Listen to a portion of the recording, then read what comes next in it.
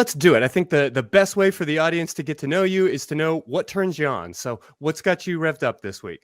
Yes, let's do it, right? So I am thinking this week, for those who may or may not have seen the film Everything Everywhere All at Once. I think it's been out for a couple months, but still in theaters, I believe. Yeah. Kind of an indie flick with like a slow rollout, but goddamn, is it good? Oh, so good, so good. And I mean, it's got all the. I mean, it's just such a smooth viewing experience. It's amazing. So I mean, from an aesthetic standpoint, it's just a beautiful movie. Definitely catch it on the big screen if you can. But I love how it's just this mishmash mix of so many different genres and subgenres. You've got action, you've got horror, you've got drama, you've got comedy, you've got like this action hero vibe to it, or this superhero vibe to it is what I meant to say. But no, absolutely, a lot of fun on the one hand. Yeah, it's incredibly plugged into the zeitgeist. Like the fact that this movie came out around the same time as the Multiverse of Madness. And as well as like around the same time as films like Red. I mean, it's really pulling on a lot of different places and a lot of heartstrings. So I definitely encourage people to check it out. Absolutely.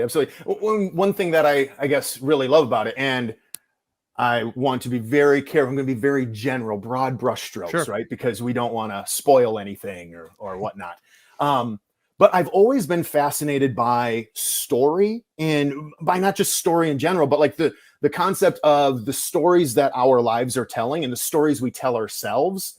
And, what message is your story telling? The life that you're living, the story, what messages does it tell? And, you see, some of that sort of thought weaved into the film. And I just absolutely love it. Love it. The plot is like almost just texture. Right? Like it does have a lot of plot, but the plot almost doesn't matter because story really does drive it. The family connections.